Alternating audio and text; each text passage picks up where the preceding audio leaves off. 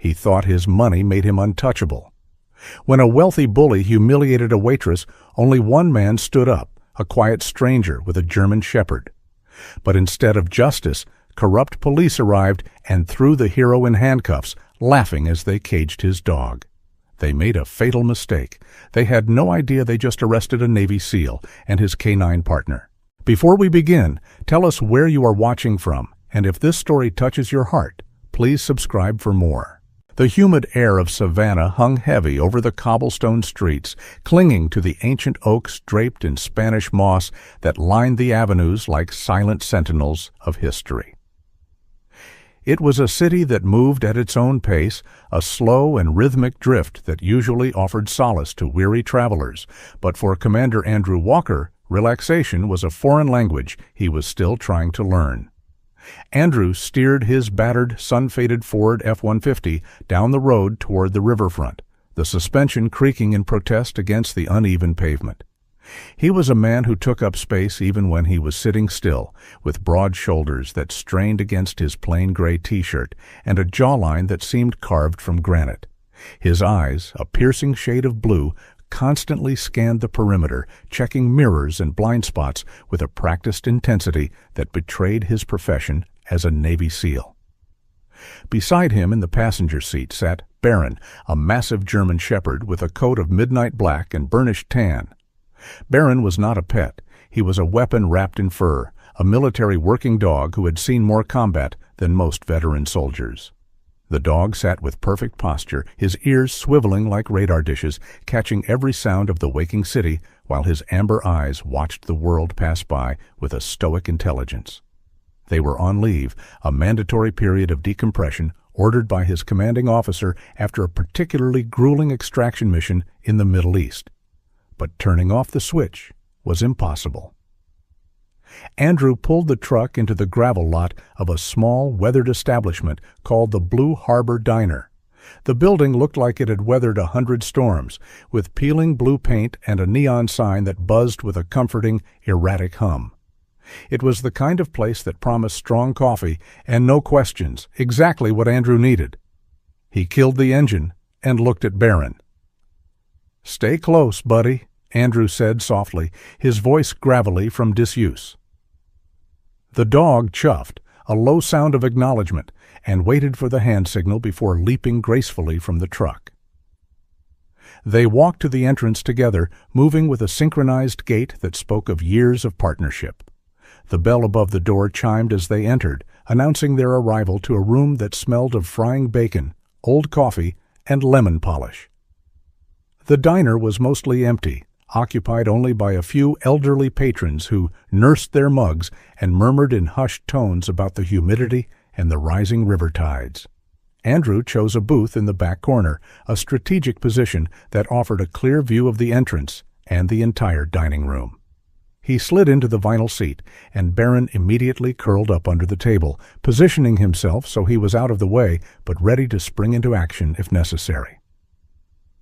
A moment later, a waitress approached their table. She looked young, perhaps in her early 20s, with strands of brown hair escaping a messy bun and dark circles. Under her eyes, that makeup could not hide. Her name tag read, Clara. She wiped her hands on a slightly frayed apron and offered a tired but genuine smile. "Welcome to Blue Harbor," she said, her voice carrying a soft southern lilt. "Can I start you off with some coffee, or are you looking for a menu?" Andrew nodded politely. "Coffee would be great, Black, and a glass of water for my friend down there, if you don't mind." Clara peered over the edge of the table, and her eyes widened slightly when she saw the massive dog, but seeing Baron's calm demeanor, she smiled. "He is beautiful. I will bring a bowl right out." Andrew noticed the way she shifted her weight from one foot to the other, a sign of exhaustion he recognized well. "Long shift?" he asked. Clara sighed, tucking a stray hair behind her ear. "Double shift, actually. My little boy needs braces, and the rent in this city isn't getting any cheaper. You do what you have to do, right?" Andrew nodded with respect. "You certainly do." "Thank you, Clara." Clara returned quickly with a steaming mug and a plastic bowl of water. Barron drank with polite laps, not spilling a drop, further showcasing his rigorous training. Andrew sipped his coffee, letting the bitter warmth ground him. For the first time in months, his shoulders dropped an inch. The quiet murmur of the diner, the clinking of silverware, and the heavy warmth of the Savannah afternoon outside the window created a temporary bubble of peace. He watched the dust motes dancing in the shafts of sunlight that pierced through the blinds. It was a good moment, simple, honest. But in Andrew's life, peace was often just the deep breath before the plunge. The tranquility was shattered not by a siren, but by the aggressive roar of a high-performance engine outside. The sound was obnoxious, a mechanical scream that demanded attention, followed by the screech of tires on gravel. Inside the booth, Barron's ears flattened against his skull, and a low, almost inaudible rumble started in his chest. Andrew reached down, placing a calming hand on the dog's neck. "Easy," he whispered. The door to the diner was thrown open with enough force to make the bell jingle violently. The atmosphere in the room shifted instantly, from relaxed to tense. Entering the diner was a young man who looked like he had stepped out of a magazine ad for arrogance. He was dressed in a pristine white polo shirt with a popped collar, expensive khaki shorts, and designer sunglasses that he didn't bother to remove, despite being indoors. This was Brock Sterling. He was handsome in a conventional way, with slicked back blonde hair and a jawline that was soft from a life of ease. He didn't walk. He strutted, scanning the room with a look of disdain, as if the mere existence of the diner and its patrons was an insult to his presence. He bypassed the empty tables and walked straight to the counter, drumming his fingers impatiently on the formica surface. "Service!" he barked, his voice loud and grating. "I don't have all day." Clara, who had been refilling sugar jars at a nearby table, flinched at the noise. She hurried over, her face paling slightly. "I will be right with you, sir," she said, her voice trembling just a fraction. Brock scoffed, pulling his sunglasses down his nose to look at her with cold, predatory eyes. "You will be with me now," he sneered. "I want a table by the window, and I want it clean. This place smells like old grease and failure." The elderly couple near the front entrance stopped eating and looked down at their plates, clearly intimidated. In a small-town structure like this, money was power, and Brock Sterling wore his family's wealth like a suit of armor. He snapped his fingers at Clara. "Chop, chop. My car is worth more than this entire building, and I don't want to wait while you chat with the locals." Andrew watched from the corner, his coffee cup paused halfway to his mouth, his eyes narrowed, analyzing the threat level. Brock wasn't armed with a gun, but he was armed with entitlement, which could be just as destructive in a civil setting. "Watch him, Barron," Andrew murmured, barely moving his lips. Barron shifted under the table, sensing the spike in his handler's adrenaline. The air in the diner had turned thick, the humidity suddenly feeling oppressive as the confrontation began to unfold. The atmosphere in the Blue Harbor diner had curdled, transforming from a lazy Sunday afternoon into something brittle and sharp. Brock Sterling did not just sit at the window table. He occupied it like a conquering general surveying a captured village, his legs sprawled wide and his designer sunglasses finally pushed up onto his head to reveal eyes that held no warmth. He tapped a heavy gold ring against the laminate table, a rhythmic clack, clack, clack that set everyone's teeth on edge. Clara, the young waitress whose shift had already stretched 2 hours too long, balanced a tray with a pitcher of ice water and a glass, her hands trembling slightly, not from the weight, but from the palpable malice radiating from booth 4. She approached him cautiously, forcing a smile that didn't reach her eyes. "Here is your water, sir," she said softly, placing the glass down on a coaster. As she reached to pour, Brock made a sudden jerky motion with his arm, ostensibly to check his watch but wide enough to clip the pitcher in her hand. It wasn't an accident. The smirk playing on his lips gave him away. The pitcher tipped. Ice water cascaded over the table, splashing onto Brock's expensive khaki shorts and pooling on the checkered floor. The sound of the glass pitcher hitting the table, miraculously not breaking but clattering loudly, was like a gunshot in the silent room. "You clumsy idiot!" Brock roared, leaping to his feet. The chair screeched backward, scraping against the linoleum. He grabbed a napkin and furiously wiped at his leg, his face flushing a deep, angry red. "Do you have any idea how much these shorts cost? This is Italian silk blend, you stupid girl." Clara shrank back, clutching the empty pitcher to her chest as if it could shield her from his verbal assault. I am so sorry, sir," she stammered, tears instantly welling in her eyes. "I didn't mean to. You moved your arm and—" "Don't you dare blame me," Brock cut her off, his voice rising an octave, cracking with indignation. "This is exactly why people like you stay in places like this. You are incompetent." The diner went deathly quiet. At the counter, Mr. Abernathy, a retired postman with a face weathered by decades of sun and a spine curved by time, gripped his coffee mug until his knuckles turned white. He looked like he wanted to say something, to defend the girl he had known since she was a toddler, but his eyes darted to the window where Brock's sports car sat, a symbol of the financial stranglehold the Sterling family held over the town. Mr. Abernathy lowered his head, shame coloring his cheeks. He, like everyone else in Savannah, knew that crossing a Sterling meant losing a loan, facing a sudden eviction, or finding yourself buried in legal fees. Fear was the currency here, and Brock was rich. Andrew Walker watched the scene unfold from the back corner, his body motionless, but every muscle coiled tight. He took a slow sip of his black coffee, evaluating the situation with the detached precision of a tactical operator. This wasn't a combat zone, but the dynamics of aggression were universal. A bully used fear to expand his territory. A protector used force to define boundaries. Beneath the table, Barron emitted a sound that was felt more than heard, a low-frequency rumble in his deep chest, a growl that vibrated through the floorboards. The dog's ears were pinned back, his lips twitching just enough to reveal the ivory white of a canine tooth. Barron wanted to engage. His instinct was to neutralize the threat to the pack. Andrew didn't look down. He simply tapped his index finger twice on his thigh. It was a subtle signal, invisible to the untrained eye. Hold. Wait. Barron's growl ceased instantly, replaced by an intense, unblinking stare fixed on Brock's jugular. The dog remained a statue of disciplined violence, waiting for the release command that Andrew hoped he wouldn't have to give. Brock wasn't finished. The humiliation of wet shorts wasn't enough. He needed to exert dominance. He reached into his back pocket and pulled out a thick leather wallet, flipping it open to reveal a stack of crisp $100 bills. "You ruined my afternoon," Brock sneered, pulling out 3 bills. "But I guess you need this more than I do."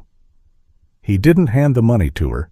Instead, with a flick of his wrist, he tossed the bills into the puddle of ice water on the dirty floor. "Pick it up," he commanded. "That is your tip. Consider it a hazard pay for being useless." Clara looked at the money soaking in the water, then at Brock, then around the room. Her face burned with humiliation. She needed that money. $300 was half her rent, but the price was her dignity. Slowly, painfully, she bent her knees, reaching a shaking hand toward the wet floor. Brock laughed, a cruel barking sound. "That's right. Know your place." As Clara's fingers brushed the wet paper, Brock took a step forward, his leg drawing back as if he were about to kick the water, or her hand. It was a movement of pure intimidation, a physical threat to make her flinch. That was the line. The invisible boundary Andrew Walker had drawn in his mind was crossed. Andrew didn't jump up. He rose with fluid, terrifying grace. One moment he was seated, the next he was moving across the diner floor, silent and swift. He covered the 20 feet between the booth and the window in 2 seconds. Just as Brock's foot moved, a wall of solid muscle materialized between him and the waitress. Andrew stood there, 6 feet 2 inches of hardened steel, his back to Clara, shielding her completely. He didn't touch Brock. He didn't have to. He simply occupied the space where Brock intended to be, forcing the younger man to stumble back to avoid a collision. The air in the diner seemed to vanish, sucked into the vacuum of the confrontation. Clara froze, looking up at the broad back of the stranger in the gray t-shirt. Barron had moved with him, a silent shadow now sitting at Andrew's heel, no longer growling, just watching with eyes that promised violence. Brock regained his balance, looking up at Andrew. For the first time, the arrogance faltered. Up close, Andrew didn't look like the local fisherman or the tired retirees Brock was used to bullying. Andrew looked like a cliff face, immovable and dangerous. But Brock's ego was too large to allow for retreat. "Who do you think you are?" Brock spat, trying to regain his posture. "Get out of my way. This doesn't concern you, old man." Andrew didn't blink. His expression was bored, almost disappointed. When he spoke, his voice was low, a deep baritone that didn't need volume to carry authority. It was the voice of a man who had given orders in the middle of sandstorms and firefights. "It concerns me now," Andrew said. "You made a mess."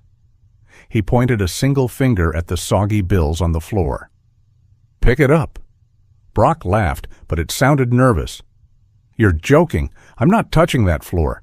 Do you know who my father is?" "I don't care who your father is," Andrew replied, stepping 1 inch closer. That single inch felt like a mile. Brock flinched. "I care about manners. You insulted this lady. You threw trash on her floor. Now, you're going to pick it up, apologize, and leave." The silence stretched, heavy and suffocating. Brock looked around for support, but the diners who had been cowed moments ago were now watching with wide eyes, a spark of hope igniting in their gazes. Mr. Abernathy sat up straighter. Brock's face turned a shade of purple. He was used to fear, not defiance. He clenched his fists, posturing. "Make me," Brock challenged, though his voice wavered. Andrew tilted his head slightly. "Son," he said, the word landing like a heavy stone. "You don't want to find out what happens next. Pick it up." Behind Andrew, Barron let out a sharp exhale, his muscles rippling under his coat. Brock looked at the dog, then at the man. He saw no fear, only a calm, absolute certainty of outcome. The realization hit him. This man wasn't afraid of the sterling name. This man wasn't afraid of anything Brock could do. The fear that Brock usually inflicted on others suddenly reflected back on him, cold and sharp. The silence that Brock Sterling left behind was heavier than the humid air outside. He had backed away from Andrew, not with the grace of a man accepting defeat, but with the skittish, erratic movements of a cornered animal. His face was a mask of blotchy red fury, his hands trembling as he pointed a manicured finger at Andrew's chest. "You don't know who I am," Brock hissed, his voice cracking mid-sentence. "You are going to regret this. I will bury you." Andrew didn't flinch, didn't even blink. He simply took a slow, deliberate sip of his coffee, the ceramic mug looking small in his large hand. The indifference was the final insult. Brock spun on his expensive loafers, kicking the door open so hard it rebounded against the wall with a sickening crack, and stormed out into the blinding Savannah sun. Outside, the heat was suffocating, but Brock felt cold with rage. He marched to his silver Porsche 911, the gravel crunching loudly under his feet. He didn't get in. Instead, he leaned against the hood, the metal burning hot against his palms, and fumbled for his phone. His fingers shook as he dialed 3 digits. He took a deep breath, composing himself, transforming his anger into a performance. When the dispatcher answered, Brock's voice changed instantly. It became high-pitched, frantic, the voice of a terrified victim. 911, I need help immediately, he screamed into the receiver, pacing back and forth in the parking lot. I'm at the Blue Harbor Diner on River Street. There is a man here, a vagrant, he's crazy. Brock paused, glancing back at the diner window where he could see Andrew's silhouette. He's attacking the staff. He has a weapon. I think it's a knife. And he has this massive, vicious dog. He set it on me. I barely got out alive. Please, hurry. He's going to kill someone. He listened for a moment, a twisted smile curling the corners of his mouth. "Yes, he's violent, extremely violent. Send everyone." He hung up and slipped the phone into his pocket, smoothing down his polo shirt. He checked his reflection in the side mirror, practicing a look of traumatized shock. Inside the diner, the tension began to dissolve, replaced by a nervous, jittery energy. Andrew set his mug down and finally looked at Clara. The young waitress was still standing by the puddle of water, her hands clutching her apron, her eyes wide with a mixture of awe and absolute terror. "Are you all right, ma'am?" Andrew asked, his voice gentle, stripping away the command tone he had used on Brock. Clara nodded jerkily, then shook her head. I think so. But you have to go. You have to leave right now." She rushed to the window, peering out at Brock, who was leaning against his car. "That is Brock Sterling. His father basically owns the police department. They won't care what really happened. They will just listen to him." Andrew stood up, not to leave, but to walk over to the spill. He grabbed a stack of napkins from the dispenser and knelt down. "I'm not going anywhere, Clara," he said calmly, beginning to sop up the water. "I haven't broken any laws. I enjoyed a cup of coffee and I stopped a man from harassing a woman. Last time I checked, that was still legal in Georgia." Mr. Abernathy, the retired postman, cleared his throat from the counter. He swiveled on his stool, his weathered face etched with concern. "Son," the old man said, his voice raspy, "you seem like a good man, a capable man, but you aren't from around here. The Sterlings, they donate the protective vests. They buy the patrol cars. When the cops show up, they aren't coming to investigate. They are coming to enforce the Sterling will. You and your dog, you're just targets waiting to be hit." Andrew finished drying the floor and stood up, tossing the wet napkins into a nearby bin. He looked at Mr. Abernathy, then down at Barron. The German shepherd was resting his chin on his paws, but his eyes were open, watching the door. "I appreciate the warning," Andrew said, "but I spent the last 12 years running toward problems, not away from them.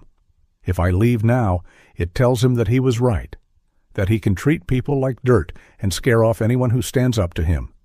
He looked at Clara, his expression softening. "Besides, I haven't finished my coffee, and Barron here hasn't had his water." He walked back to the booth and sat down. To the onlookers, it was an act of insanity. To Andrew, it was a matter of principle. He refused to let a bully dictate his movements. He reached down and scratched Barron behind the ears. "Stay alert, buddy," he murmured. Barron chuffed, sensing the shift in the air. The dog knew the difference between calm and the calm before a storm. 5 minutes passed.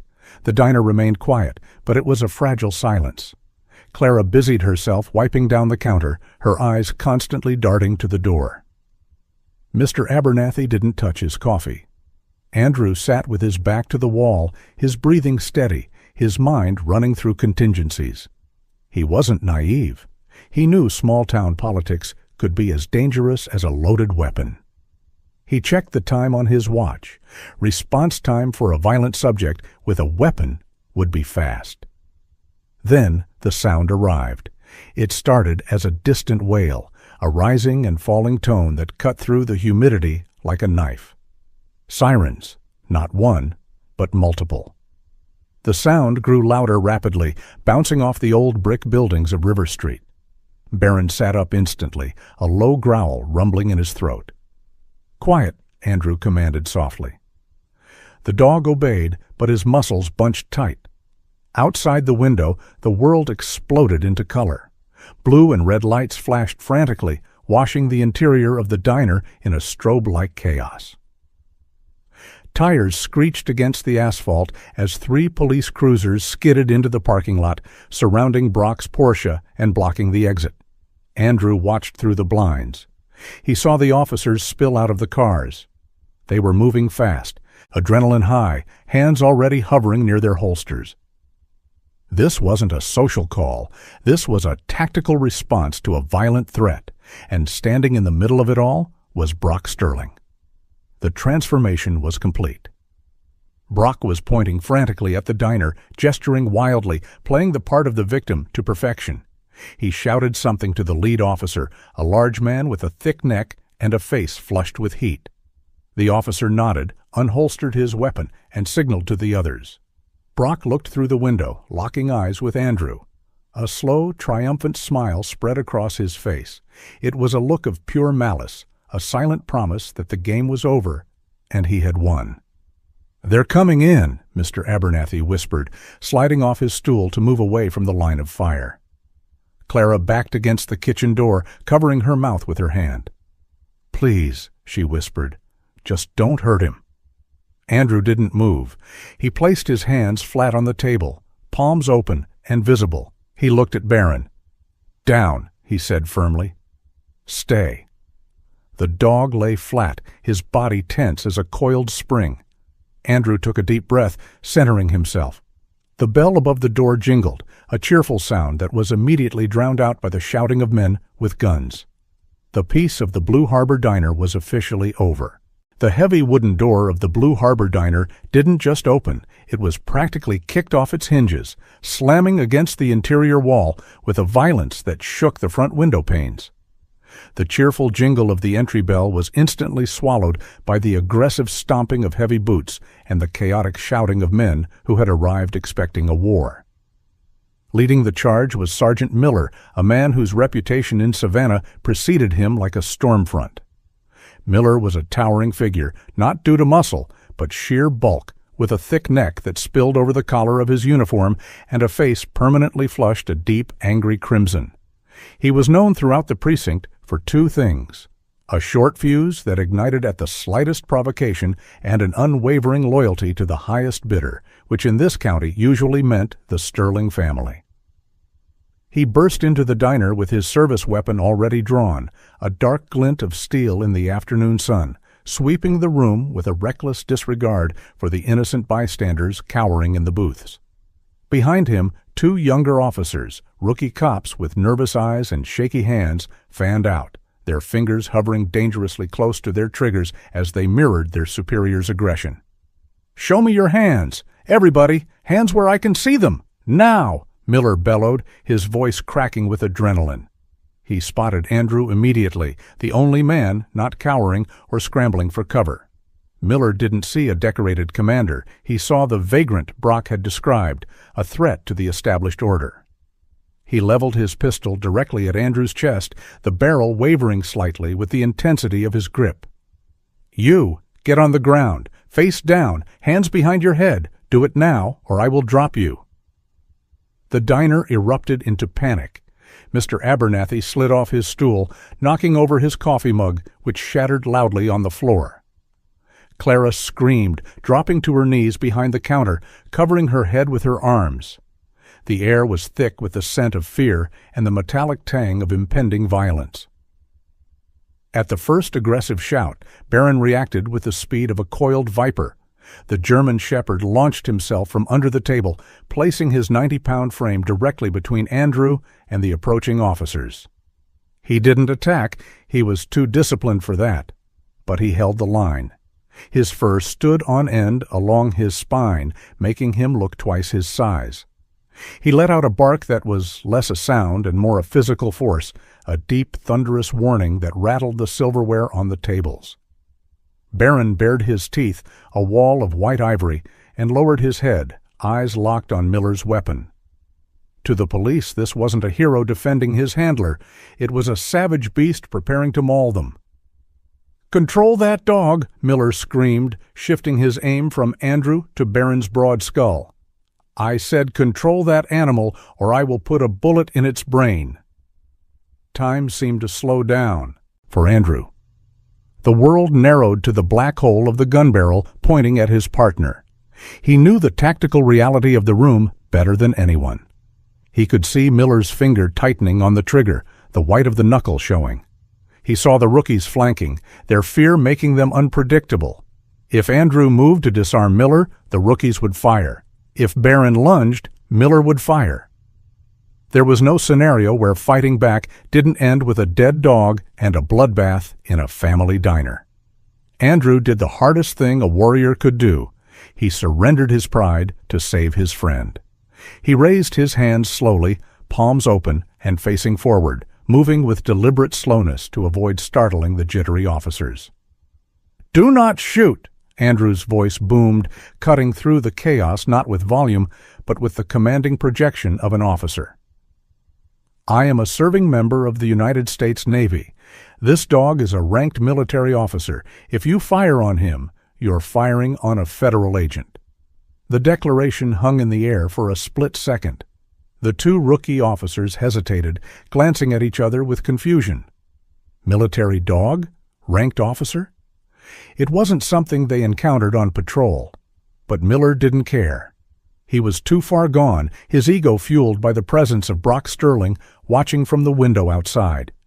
He stepped closer, entering the fatal funnel, the gun now just feet away from Barron's snapping jaws. "I don't care who you are," Miller spat, sweat beading on his forehead. "I gave you a lawful order. Get that mutt on the ground and get on your face, or I swear to God I will kill it right here." Miller's eyes were wild, glazed with the intoxication of power. He wasn't bluffing. He wanted to shoot. He wanted to prove he was the alpha in the room. Andrew looked at Barron. The dog was vibrating with the urge to strike. Barron sensed the lethal intent from Miller. Every instinct in the animal's DNA was screaming to neutralize the threat before the threat hurt Andrew. But Andrew knew that a single movement from Barron would result in a gunshot. He locked eyes with his dog. The bond between them, forged in sandstorms and firefights, had to be stronger than instinct. "Barron," Andrew said, his voice dropping to a harsh, guttural command. "Down! Stand down!" The dog hesitated. It was a heartbreaking moment of conflict. Barron looked back at Andrew, a whine escaping his throat, asking for permission to fight, to protect. "Down, Barron! Now!" Andrew repeated, putting every ounce of his authority into the word. Slowly, painfully, the great dog lowered his hindquarters, then his front paws. He lay on the dirty floor, his muscles still twitching, his amber eyes never leaving Miller's face, burning with a silent promise of violence if the man took one more step. Andrew didn't stop there. He knew Miller needed total submission to lower the weapon. With his hands still raised, Andrew slowly bent his knees. He sank to the linoleum floor, avoiding the puddle of water and the spilled coffee until he was kneeling beside his dog. "We are complying," Andrew said, his voice icy calm but laced with a dangerous undercurrent. "The dog is down. I am down. Lower your weapon, Sergeant." Miller sneered, seeing the surrender not as de-escalation, but as victory. He had forced the big man to his knees. He kept the gun trained on them, savoring the moment, while outside, Brock Sterling pumped his fist in the air, laughing as he watched the vagrant being brought to heel. Inside, Andrew stared at the floor, his heart hammering against his ribs, not from fear, but from the supreme effort it took not to tear Miller apart. He had chosen the path of the prisoner to keep Barron alive, but as the cold metal of handcuffs clicked in the distance, Andrew promised himself that this wasn't the end. It was just the beginning of the reckoning. The click of the handcuffs was a sharp mechanical finality that severed Andrew Walker's connection to his freedom. Sergeant Miller didn't just apply the restraints, he weaponized them, wrenching Andrew's arms behind his back with unnecessary force, twisting the shoulders to an angle that would have made a lesser man cry out in pain. Andrew gritted his teeth, his face pressed against the cold, dirty linoleum of the diner floor, but he remained silent. He knew the game. Any sound of pain would be interpreted as resistance, and resistance would give Miller the excuse he desperately wanted to use his baton. "Get him up!" Miller barked to the rookies, wiping sweat from his red, agitated face. The two younger officers grabbed Andrew by the biceps and hauled him to his feet. He stood tall, despite the awkward angle of his bound hands, his chest heaving slightly, his eyes instantly searching for Barron. What happened next hurt Andrew more than any physical blow. The rookies approached the German Shepherd with catch-poles, treating the highly trained military officer like a rabid stray. Barron didn't lunge, he didn't bite, but as they looped the wire around his neck and dragged him toward the back door, He let out a sound that tore through Andrew's heart, a high-pitched, confused whine. It wasn't a sound of fear for himself, but distress at being separated from his handler. Barron looked back, his amber eyes wide and pleading, asking Andrew why this was happening, why the mission had gone wrong. "It's okay, Barron. Stay calm. I'm right here," Andrew shouted, his voice cracking with emotion. "Shut up!" Miller shoved Andrew forward, propelling him toward the front entrance. "You don't talk to the dog. You don't talk to anyone." As they dragged Andrew out of the Blue Harbor Diner and into the blinding afternoon sun, he heard the heavy metal door of the K9 cage in the patrol car slam shut, followed by the muffled, frantic barking of his partner trapped inside. A knot of cold rage tightened in Andrew's stomach. They had taken his dignity, but taking his dog was a declaration of war. The scene outside was a circus. The flashing lights of the patrol cars attracted attention from the entire waterfront district. Tourists stopped their strolling, shopkeepers stepped out of their boutiques, and cars slowed down to gawk. At the center of it all stood Brock Sterling, leaning against the hood of his silver Porsche with his arms crossed, a look of supreme satisfaction plastered across his face. As Miller marched Andrew past the sports car, Brock stepped forward, invading Andrew's personal space. "I told you," Brock sneered, his voice loud enough for the gathering crowd to hear. "I told you this is my town. You should have just picked up the money, trash. Now look at you." Brock laughed, a cruel, hollow sound. "Enjoy the cell. I hope they put the dog down." Andrew stopped. The rookies tried to push him, but he planted his feet, becoming an immovable object for just a second. He turned his head, locking eyes with Brock. Andrew didn't speak. He didn't need to. The look he gave Brock, a stare of absolute, icy promise, erased the smile from the rich kid's face. It was the look of a predator, memorizing the scent of its prey. Miller shoved Andrew hard from behind. "Keep moving. Stop eyeballing the victim." But the narrative Brock was trying to spin began to fracture. The door of the diner opened again, and the patrons poured out. They weren't staying silent anymore. Clara was first, tears streaming down her face, but right behind her came a new figure, a man who commanded instant respect despite his frailty. It was Elias Thorne. Elias was 82 years old, a veteran of the Vietnam War who walked with a heavy limp and relied on a polished hickory cane. He wore a faded trucker hat, adorned with military pins, and his face was a map of deep wrinkles earned through years of hardship. But his voice, when he raised it, was like a foghorn cutting through the humidity. "Shame," Elias bellowed, pointing his cane at Sergeant Miller like a sword. "Shame on you, Miller. I saw the whole thing. That man stood down. He surrendered with honor." The crowd murmured. Phones were raised, cameras recording. Elias hobbled down the steps, ignoring the police tape. "You are treating a man like a criminal for protecting a lady? Since when did Savannah police work for the Sterling payroll?" The accusation hung in the hot air. Other diners joined in. "He didn't do anything," a woman shouted. "The boy started it," yelled Mr. Abernathy. Miller's face turned a darker shade of purple. He was losing control of the situation. He needed to reassert dominance fast. He slammed Andrew against the side of the patrol car, the metal burning hot against Andrew's cheek. "Spread your legs! Now!" Miller shouted, trying to drown out the crowd. He began the pat-down search, his hands rough and invasive, looking for weapons, drugs, anything to justify the arrest. He reached into Andrew's back pocket and pulled out a worn leather wallet.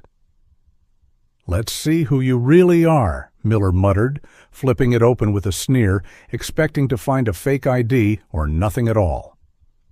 Miller froze. His thumb slid over a hard plastic card. It wasn't a driver's license. It was a common access card, a Department of Defense identification. Below it, tucked into a clear plastic sleeve, was a heavy metal coin. It was gold and black, embossed with an eagle, an anchor, a trident, and a pistol. The SEAL Trident, the symbol of the most elite special operations force on the planet. Miller stared at the ID. Commander Andrew Walker, United States Navy. The expiration date was years away. This wasn't a washed-up veteran. This was an active-duty commander. Miller's throat went dry. His heart skipped a beat, a cold sweat breaking out instantly under his collar. He looked at the trident coin, then up at the back of Andrew's head. He realized with a sickening jolt that he had just assaulted, handcuffed, and publicly humiliated a high-ranking military officer who could likely kill him with his bare hands if he chose to. "What is it?" Brock called out from near the Porsche, noticing Miller's hesitation. "He's just a drifter, right? Probably stole the wallet." Miller looked up. He looked at Brock, who held the keys to his future promotion. He looked at the angry crowd filming him with smartphones. He looked at Elias Thorne, who was glaring at him with righteous judgment. Miller stood at a precipice. If he admitted his mistake now, he would have to uncuff Andrew in front of everyone. He would have to apologize. He would look weak, incompetent, and he would lose the favor of the Sterling family. His pride was a thick, choking thing. He couldn't go back. He had to double down. With a trembling hand, Miller snapped the wallet shut, shoving it deep into his own pocket, hiding the evidence of Andrew's rank. He took a breath, forcing the lie to form on his lips. "Just as I thought," Miller announced loudly, his voice wavering slightly. "No local ID, vagrancy, disorderly conduct, resisting arrest." He grabbed Andrew's head and shoved him down toward the back seat of the cruiser. "Get in the car." Andrew didn't resist the shove. He had felt the pause. He knew Miller had seen the ID, and he knew Miller had chosen to ignore it. As the door slammed shut, separating Andrew from the shouting crowd and the barking dog, he sat in the stifling heat of the police car. He wasn't angry anymore. He was focused. Miller had just made the biggest mistake of his life. He had turned a misunderstanding into a crime, and Andrew Walker was going to make sure that justice, when it arrived, would be absolute. The interrogation room was a box of concrete and cold air, smelling faintly of bleach and old anxiety. A single fluorescent bulb buzzed overhead, flickering with a maddening rhythm that would have broken a lesser man's concentration. But Andrew Walker sat in the metal chair with the stillness of a statue. His left hand was cuffed to the steel table bolt, the metal biting into his wrist, yet his posture remained upright, his breathing slow and rhythmic. He was not thinking about the charges or the humiliating ride in the back of the cruiser or the ache in his shoulders. His mind was entirely focused on the garage bay 3 rooms away, where he knew Barron was being held. He could not hear the dog, and that silence was more torture than any physical pain. Andrew closed his eyes, visualizing the layout of the station he had memorized on the walk-in. He was calculating extraction routes, not for himself, but for his partner. Across the one-way glass in the bustling bullpen, a different kind of tension was brewing. Sitting at a cluttered desk in the corner was Officer Sarah Jenkins. She was a rookie, barely 6 months out of the academy, with bright red hair pulled back in a severe bun and a face dusted with freckles that made her look younger than her 23 years. Unlike Miller, who operated on ego and bluster, Sarah had joined the force because she believed in the badge. She was currently staring at her computer monitor, her brow furrowed in confusion. An email had arrived 10 minutes ago from the owner of the Blue Harbor Diner containing a file labeled Security Cam Chauffeur Incident. Beside her keyboard, her personal phone was lighting up with notifications. A local Facebook group, Savannah Community Watch, was exploding. A video filmed by a teenager's phone was circulating, titled Hero Vet Arrested for Stopping Bully. It already had 4,000 shares. Sarah clicked play on the security footage. The grainy black and white video told a story that made her stomach drop. She watched Brock Sterling knock the water pitcher over. She saw him throw the money on the floor. She saw the aggressive step he took toward the waitress, and then she saw Andrew. On the screen, the man currently handcuffed in Interrogation Room B didn't look like a vagrant or a maniac. He moved with a precision that Sarah recognized from her father's military service. Andrew didn't strike. He shielded. He didn't escalate. He de-escalated. And crucially, when the officers burst in, the footage clearly showed Andrew kneeling with his hands up, surrendering completely before Miller even touched him. Sarah paused the video, her heart hammering against her ribs. "He lied," she whispered to herself. Miller lied in the report. Inside the interrogation room, the door swung open. Sergeant Miller walked in, carrying a clipboard and a smirk that seemed carved into his flushed face. He tossed the clipboard onto the table with a clatter. "Time to talk, tough guy," Miller said, leaning back against the wall. "We processed your prints. No hits in the local system, so you're a ghost. Vagrancy, resisting arrest, assaulting an officer, disorderly conduct. That's 5 to 10 years, easy. Unless you want to sign this confession, and maybe we cut a deal." Andrew didn't look at the clipboard. He looked straight at Miller, his blue eyes piercing through the sergeant's bravado. "I want my phone call," Andrew said, his voice flat and hard. Miller laughed. "You're in no position to make demands." "It is my constitutional right," Andrew countered, his voice dropping a decibel, becoming more dangerous. "I want my phone call, and I want water for my dog. If anything happens to that animal, Sergeant, a lawsuit will be the least of your problems." Miller's smile faltered. He remembered the military ID he had shoved into his pocket. He knew he was walking on thin ice, but he was too deep to turn back. "Fine," Miller spat. "Make your call, but if nobody answers in 2 minutes, we're done." He slammed a landline phone onto the table. Andrew picked up the receiver with his free hand. He didn't dial a lawyer or a bail bondsman.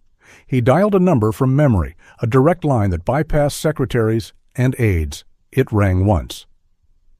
"Harrison," a gruff voice answered. Andrew spoke clearly. "Colonel, it's Walker. Situation critical in Savannah. Code Black. I have been detained by local law enforcement. Barron is in custody. Hostile environment." There was a pause on the other end, followed by the sound of a chair scraping back. "Are you injured?" "Negative, but they have Barron." "Sit tight, son."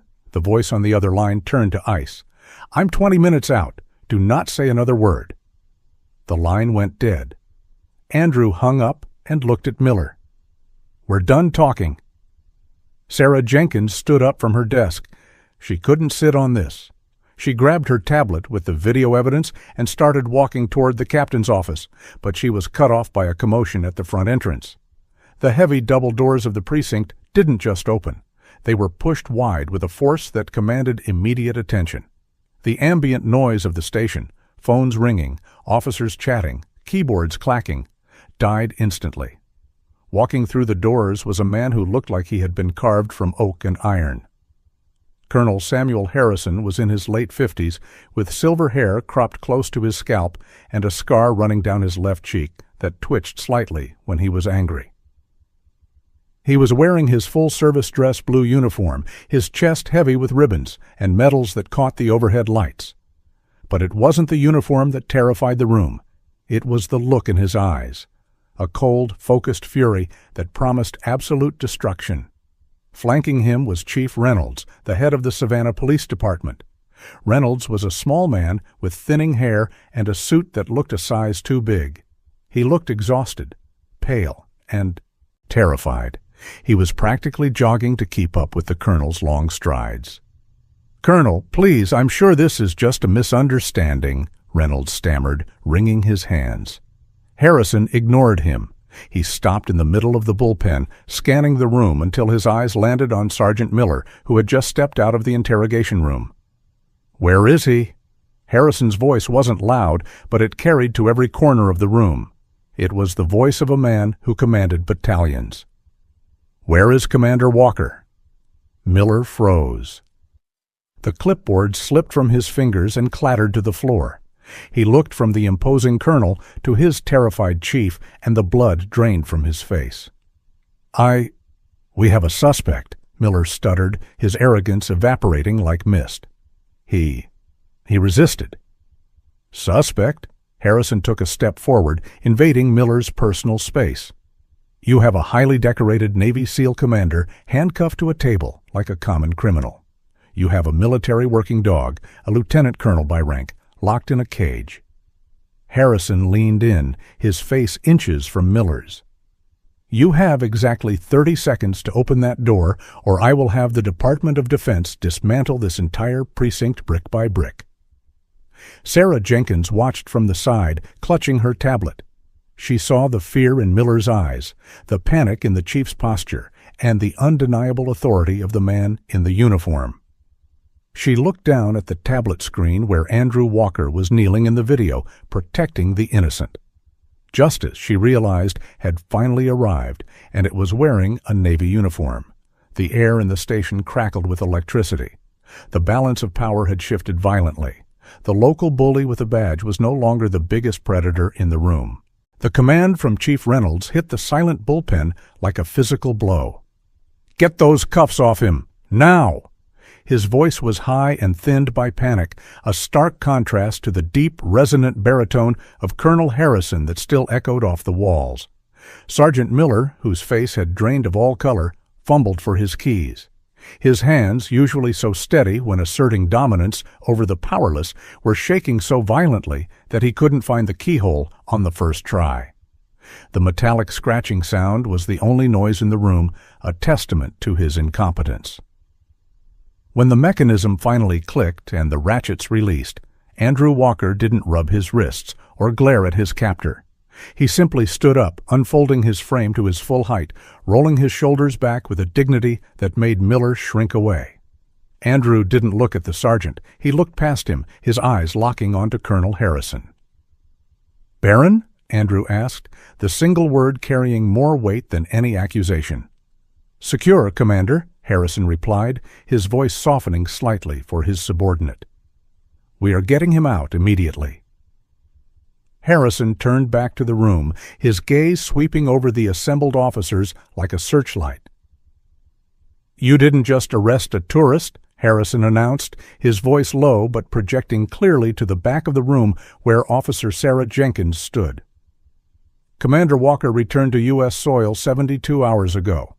He led a task force in the Horn of Africa to recover 3 American aid workers held by insurgents. He took a bullet to his tactical vest and shrapnel in his leg, which is why he walks with that slight limp you clearly missed in your thorough assessment." Harrison stepped closer to Miller, who was now backed against the filing cabinets. "He was awarded the Navy Cross for gallantry.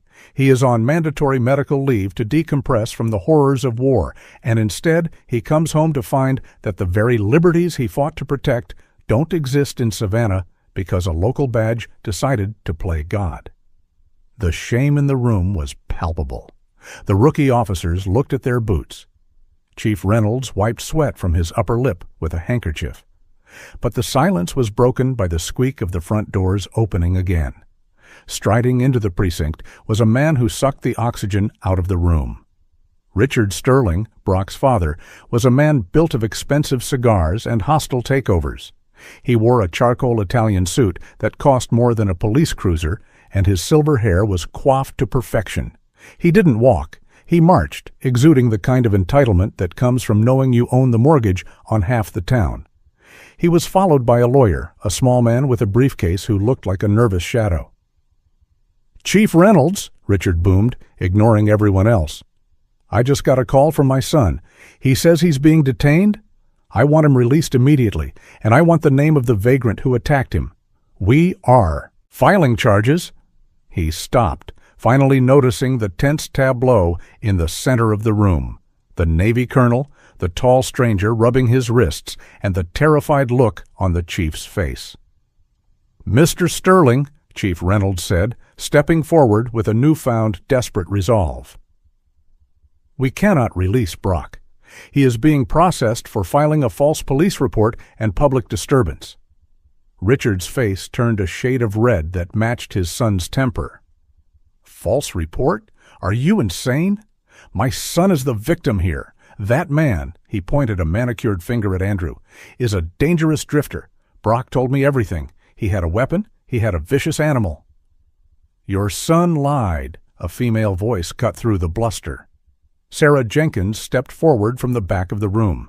She held a remote control in her hand. "And we have the proof." Before Richard could object, she pressed a button. The large monitor mounted on the wall of the bullpen, usually used for briefing updates, flickered to life. The security footage from the Blue Harbor Diner played in high definition. Every eye in the room turned to the screen. Richard Sterling watched, his mouth opening to speak but closing as the images unfolded. He saw Brock knock the water over. He saw the cruel smirk. He saw his son throw the cash into the puddle, a gesture of such petty, unprovoked malice that it made the officers wince. Then he saw Andrew. He saw the calm intervention. He saw Brock's terrified retreat and the subsequent phone call where Brock faked panic while standing safely by his car. The video ended with Andrew kneeling on the floor, hands up, surrendering to save his dog.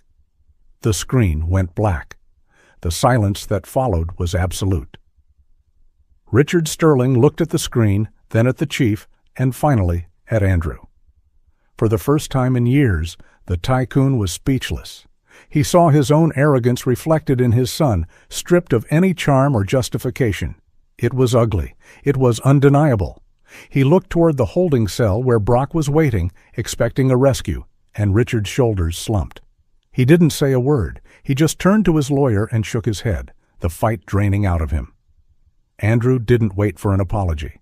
He didn't care about Richard Sterling's realization or Miller's career imploding. "The dog," Andrew said to the chief. "Take me to him." "This way, Commander," Sarah Jenkins said, stepping forward. She led the way, walking briskly toward the rear of the station. Andrew followed, his limp more pronounced now that the adrenaline was fading. They pushed through the heavy fire doors into the garage bay. The air here smelled of gasoline and tires. In the far corner, inside a wire mesh cage in the back of a patrol unit, was a dark shape. "Baron!" Andrew called out, his voice cracking. A sharp bark answered him. Andrew didn't wait for Sarah to unlock the cage.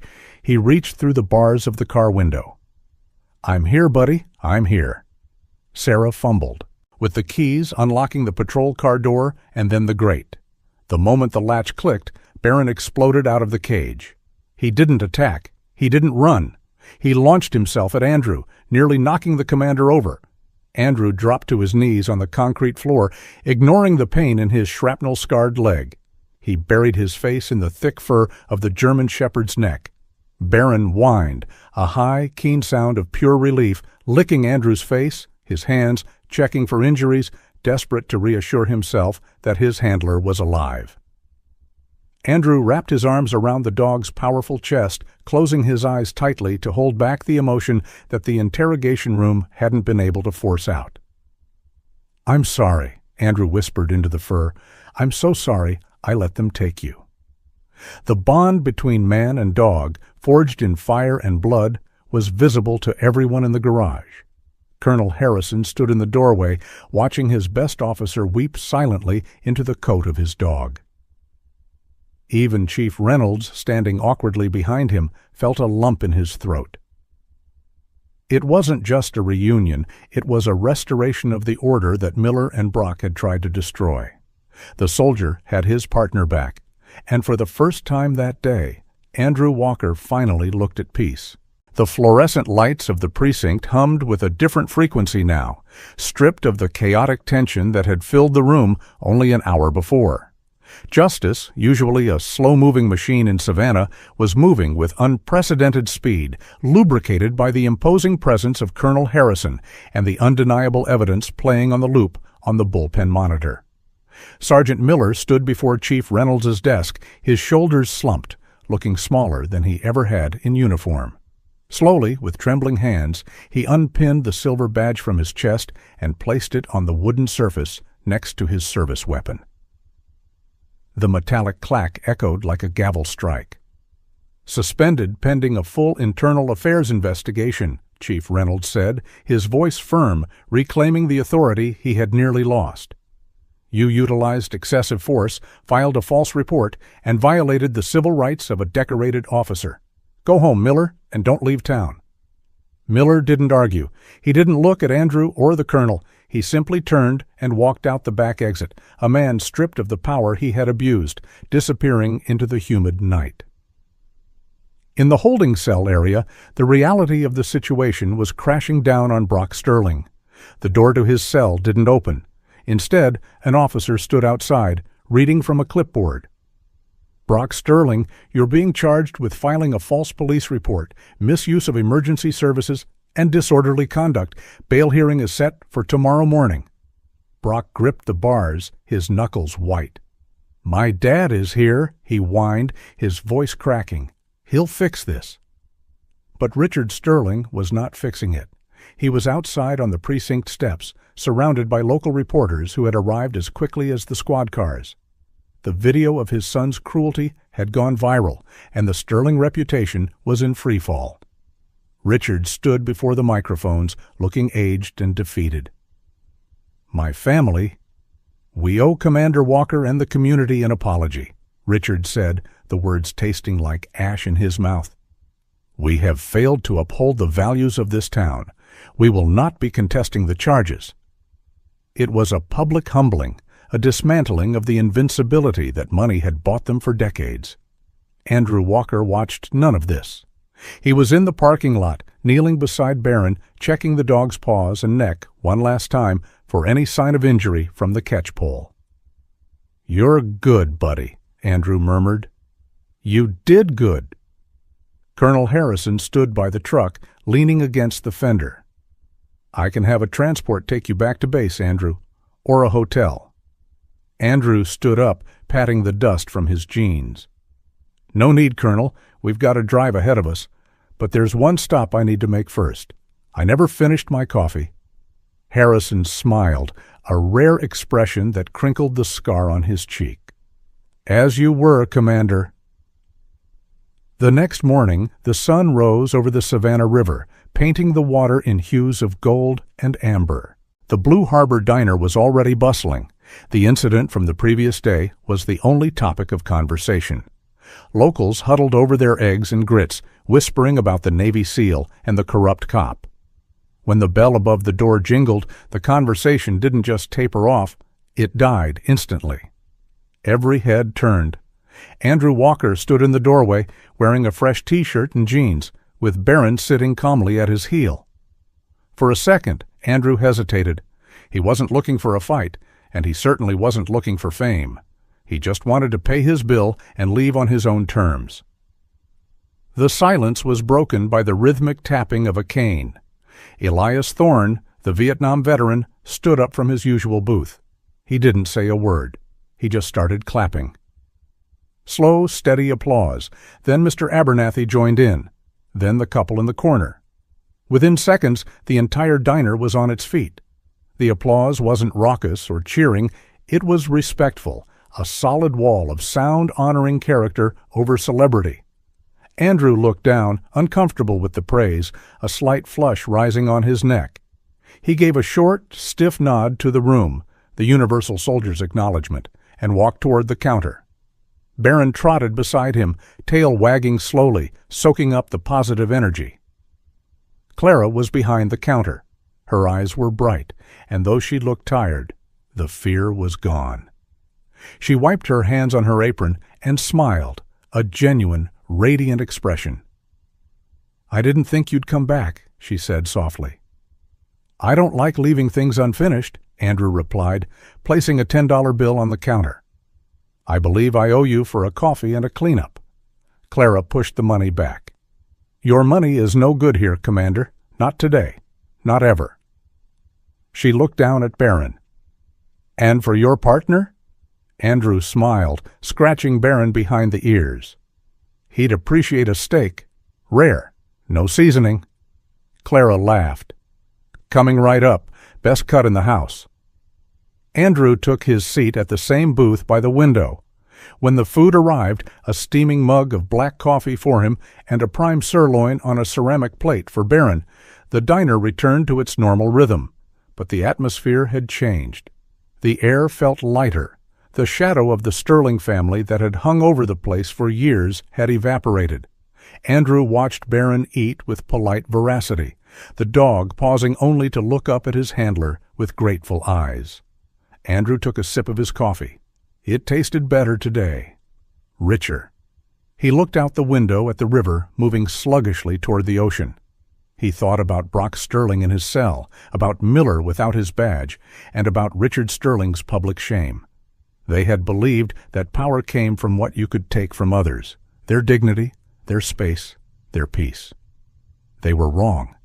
Power, Andrew realized as he watched a tugboat push a massive barge against the current, was the ability to stand still when everything tried to move you. It was the discipline to be dangerous, but the choice to be kind. It was the quiet confidence that didn't need to shout to be heard.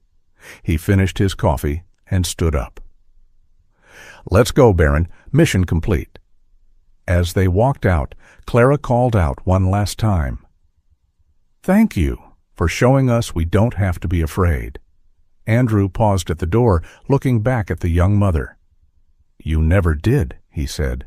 "You just needed to be reminded." They climbed into the battered Ford F-150. The engine roared to life, a familiar, comforting rumble. Baron hopped into the passenger seat, sticking his nose out the window to catch the river breeze. Andrew shifted into gear and pulled out of the lot, the gravel crunching under the tires. They left Savannah behind, a city a little more just than they found it, the road stretching out before them like a promise. The soldier and his dog drove on, anonymous once more, just two travelers on a long road, carrying their own quiet peace into the horizon. If this story touched your heart, please help us spread this message by liking this video and sharing it with your friends and family. And if you haven't already, please subscribe to our channel. We are building a community here based on faith, honor, and love. Before you go, I pray that the Lord blesses you with the strength of a warrior and the heart of a servant. May He guide your steps, protect your family, and give you the courage to be a light in the darkness. If you believe in God's protection and justice, please type Amen in the comments below. God bless you all.